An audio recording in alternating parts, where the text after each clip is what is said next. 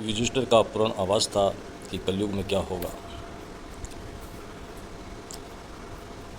पूरा अवश्य पढ़े, अच्छा लगेगा। पांडवों का अज्ञातवास समाप्त होने में कुछ समय शेष रह गया था। पांचों पांडव एवं द्रौपदी जंगल में छुपने का स्थान ढूंढ रहे थे। उधर शनिदेव की आकाश मंडल से पांडवों पर नजर पड़ी और शनिदेव के मन में विचार आया कि 5 में से बुद्धिमान कौन है, परीक्षा ली जाए। शनिदेव ने एक माया का महल बनवाया। योजना दूरी पर उस महल के चारों कोने थे पूर्व, पश्चिम, उत्तर, दक्षिण। अचानक भीम की नज़र महल पर पड़ी और वह आकर्षित हो गया। भीम युधिष्ठिर से बोला, भैया मुझे महल देखना है। भाई ने कहा, जाओ। भीम महल के द्वार पर पहुंचा और शनिदेव दरबार के रूप में खड़े थे। भीम बोला, मुझे महल देखना है।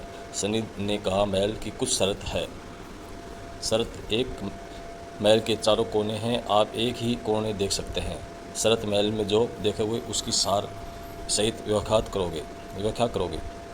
शर्त, अगर व्याख्या नहीं कर सके तो कैद कर लिए जाएंगे। भीम ने कहा, मैं स्वीकार करता हूँ, ऐसा ही होगा, और महल के पूर्व छोर की ओर गया। वहाँ जाकर उसने अद्भुत पशु पक्षी और फूलों एवं फलों से लदे हुए नज़ारा देखा। आगे जाकर देखता है 3 कुएँ हैं, अगल बगल में छोटे कुएँ और बीच में एक बड़ा कुआं। बीच वाले बड़े कुएँ में पानी का उफान आता है, दोनों छोटे खाली कुओं को पानी से भर देता है।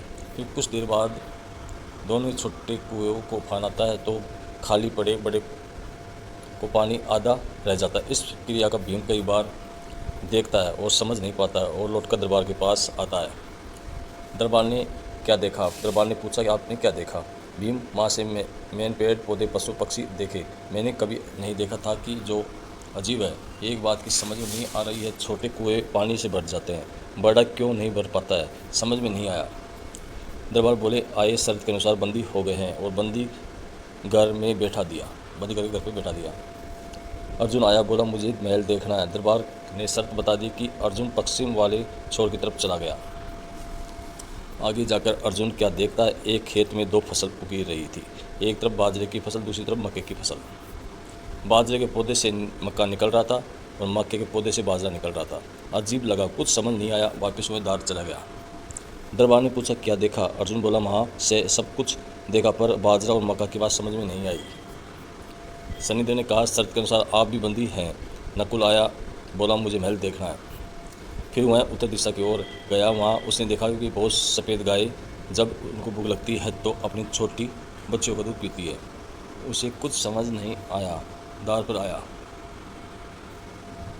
शनिदेव ने पूछा, क्या देखा? नकुल बोला, माँ से गाय बच्चियों का दूध पीती है, यह समझ नहीं आया, उसने भी बंदी बना लिया।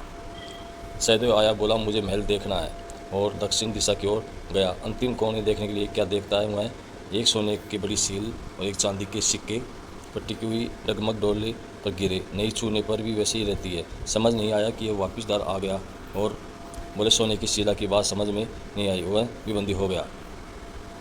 चारों भाई बहुत देर से नहीं आए तो जब युधिष्ठिर की चिंता हुई, द्रौपदी सहित महल में गए। भाइयों के लिए पूछा, तब दरबार ने बताया वो शर्त अनुसार बंदी है। युधिष्ठिर बोले, भीम तुमने क्या देखा? भीम ने कुएं के बारे में बताया। युधिष्ठिर ने कहा, यह कलयुग में होने वाला है, एक बाप के 2 बेटे का पेट है, भर देगा, परंतु 2 बेटे मिलकर एक बाप का पेट नहीं भर पाएंगे। भीम को छोड़ दिया। अर्जुन ने कहा, पूछा तुमने क्या देखा? उसने फसल के बारे में बताया। युधिष्ठिर ने कहा कि यह कलयुग में होने वाला है। वंश परिवर्तन अर्थात ब्राह्मण के घर शुद्ध की लड़की की और शुद्ध घर बनी है, लड़की का ब्याह किया जाएगा। अर्जुन की छूट गया। नकुल से पूछा, तुमने क्या देखा? उसने कहा, गाय की वृत्तांत बताया। ये युधिष्ठिर ने कहा, कलयुग में माताएं अपनी बेटियों के घर में पलेगी, बेटी का दान खाएगी और बेटे सेवा नहीं करेंगे।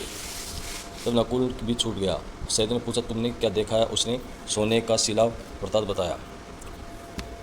तब युधिष्ठिर बोले, कलयुग में पाप धर्म और दबाता रहेगा, परंतु धर्म फिर भी जिंदा रहेगा, खत्म नहीं होगा।